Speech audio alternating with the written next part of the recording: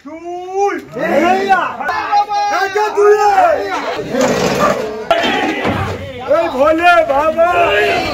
অসাধারণ ঠাকুর, দেখো দেখো মিষ্টি, কত সুন্দর একটা মুখ। এখন আমি এসেছি ভাস্কর প্রদীপ রুদ্রপালের স্টুডিওর সামনে। আজকে হাওড়ার ষষ্ঠীতলা বারোয়ারির যে ঠাকুর, সেটা ঠাকুর আজকে বেরাবে এখান থেকে, সেটা দেখার জন্যই চলে এসেছি এখানে। কীভাবে বেরায় সেই প্রসেসটা গত বছরও আমি দেখেছিলাম, এবছরও সেটা দেখছি। প্রথমেই গণপতিকে বের করা হচ্ছে এখানে।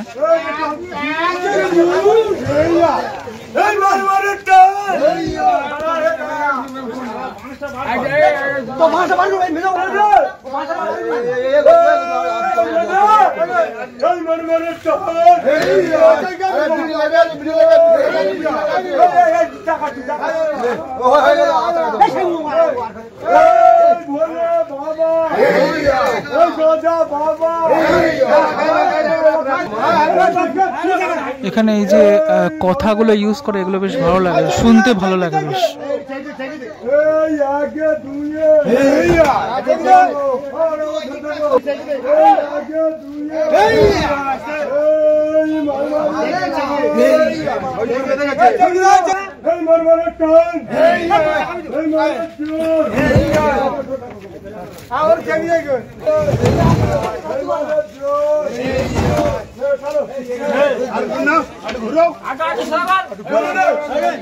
ধীরে ধীরে ঠাকুর বেরিয়ে পড়লো, অর্থাৎ লক্ষ্মী এবং গণেশ তাদেরকে বের করা হলো। এবার গাড়িতে তোলার যে কাজটা সেটা হবে এবারে। দেখো ওই দিক থেকে একটু দেখে, চালির যে অংশটা সেটাও ধীরে ধীরে বের করা হচ্ছে আর কি।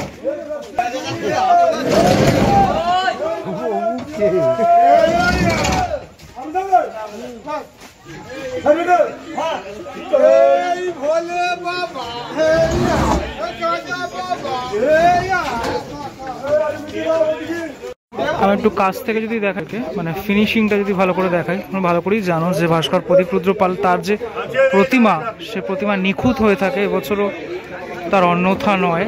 ষষ্ঠীতলা বারোয়ারি, আমার যদিও হাওড়ায় খুব একটা যাওয়া হয় না, আমি যতবারই ভেবেছি যাব, যাওয়া হয়নি, সময় হয়ে ওঠে না, যেটার কারণে। আচ্ছা, এবারে গাড়িতে তোলা হচ্ছে, সেই প্রসেসটা দেখাই। কথাগুলো ফলো করবে, ওরা যে কথাগুলো বলে।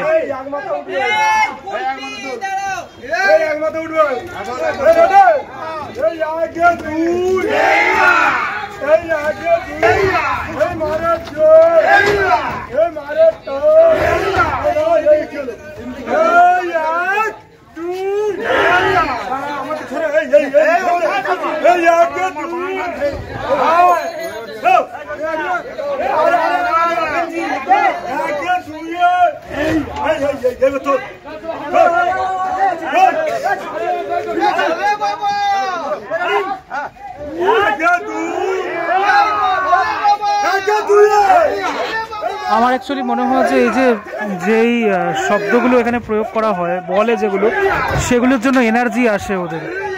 ব্যাস উঠে গেল, লক্ষ্মী গণেশ উঠে গেল, খুব তাড়াতাড়ি উঠে গেল, যেহেতু ঠাকুরটার মানে হাইটটা অনেকটাই ছোট, তাই সেটার জন্যই আর কি। রাইট নাও মা দুর্গাকে বের করা হবে, ঠিক আছে। তো এই মা দুর্গা রয়েছে এখানে, ধীরে ধীরে যখন বের করবে তখন সেই প্রসেসটাও তোমাদেরকে দেখাবো। এই একই প্রসেসে মোটামুটি বের হয় এটা, ঠিক আছে। তো মা দুর্গারটা সেপারেট রয়েছে, এদিকে লক্ষ্মী গণেশ সেপারেট, আর ওদিকে কার্তিকা সরস্বতী সেপারেট, এটাই বেশিরভাগ দেখা যায়। চলো, মুভমেন্ট শুরু হয়ে গেছে, মানে এবার ঠাকুর অলরেডি নড়েছে, মানে মুখটা অলরেডি দেখতে পাচ্ছি আমি। আহা, এই দৃশ্য দেখার একটা আলাদাই অনুভূতি।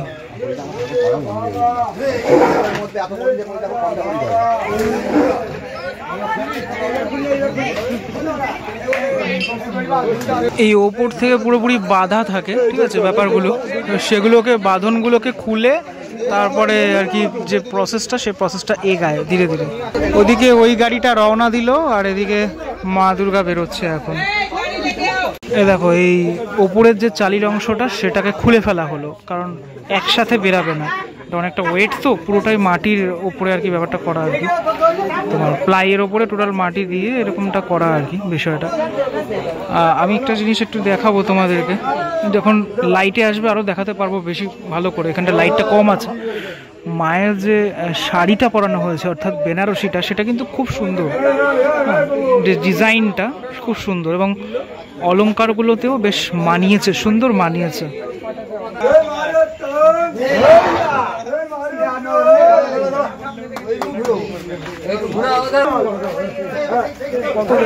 অনেক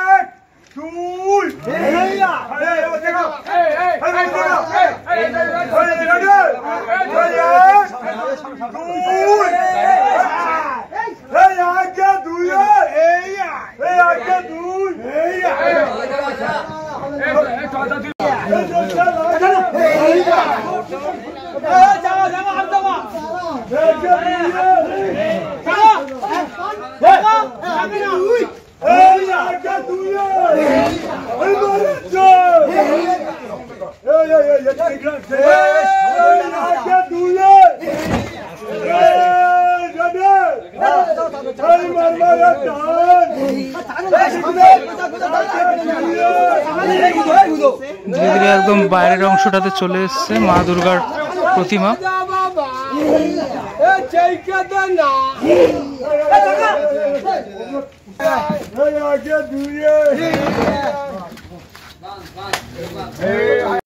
দুর্গা দেখালাম, গণেশ লক্ষ্মীকে দেখালাম, এবার দেখাই একটুখানি কার্তিক আর সরস্বতীকে। কার্তিক সরস্বতীও কিছুক্ষণের মধ্যেই বেরাবে, আমি জাস্ট এখান থেকে একটুখানি দেখিয়ে দিই তোমাদেরকে কার্তিক ঠাকুর এবং সরস্বতী ঠাকুর। এবং ওইদিকে আরও অনেক ঠাকুর রয়েছে, আমি জানি না কোনটা কোন ক্লাবের ঠাকুর, সব রয়েছে এদিকে, এক এক দিন এক একটা বেরাবে আর কি। তো কার্তিক ঠাকুর এবং সরস্বতী ঠাকুরের যে প্রতিমা সেটা এবার এদিকের অংশটাতে টানা হচ্ছে, কেননা এই যে গাড়িটা, এই গাড়িটাতে তোলা হবে ঠাকুর।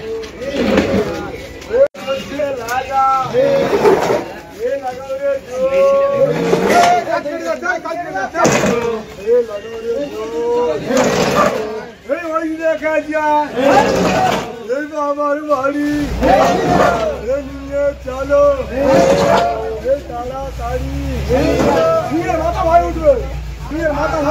মোটামুটি গাড়ির একদম সামনে এবার চলে এসছে মা দুর্গার যে প্রতিমা, সে প্রতিমা।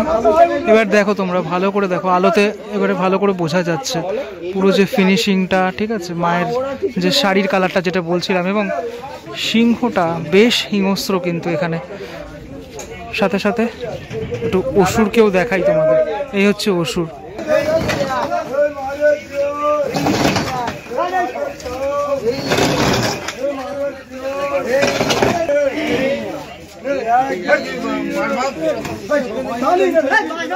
একটু মায়ের মুখ ভালো করে তোমাদেরকে জুম করে দেখাই, দেখো মিষ্টি, কত সুন্দর একটা মুখ, এবং এই গয়নাটা ভালো লাগছে বেশ, মানে এই কালারের সাথে ম্যাচ খেয়েছে পুরোটা।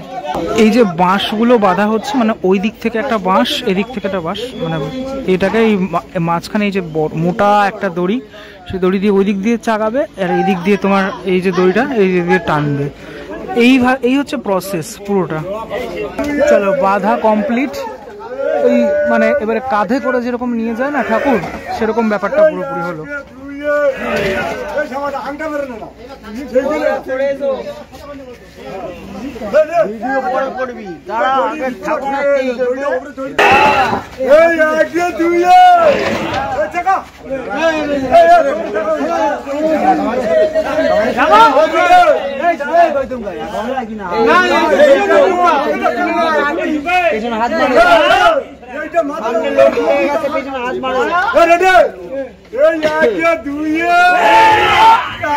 দুইয়ে भोले बाबा, गाजा बाबा, सिद्धि बाबा, छोटा बाबा,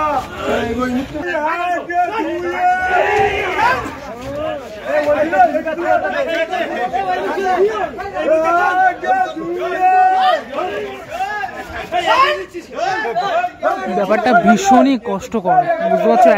এতগুলো মানুষ মিলে করছে পুরোটা।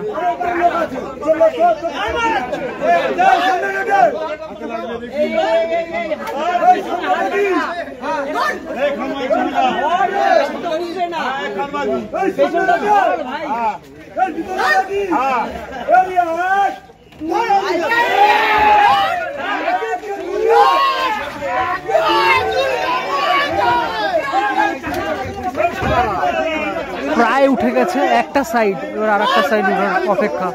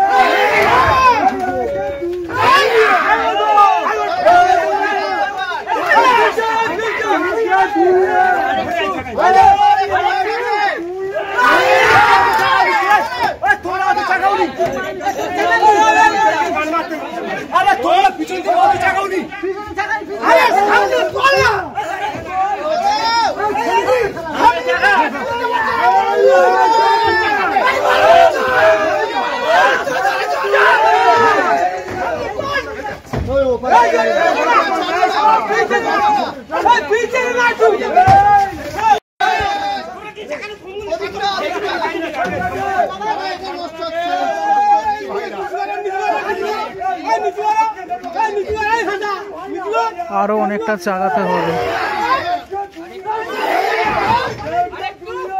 বেশ ভারী বেশ ভারী। এখন মনে হচ্ছে ছোট সাইজের ঠাকুর, বেশ ভারী।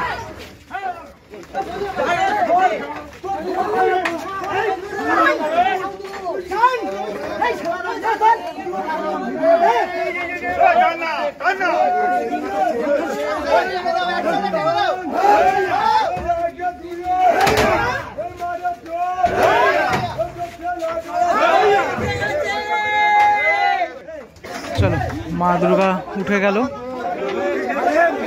যে ভয় ছিল সে ভয় কেটে গেছে, মানে কোনোরকম কোনো বিপত্তি হওয়ার যে ভয়।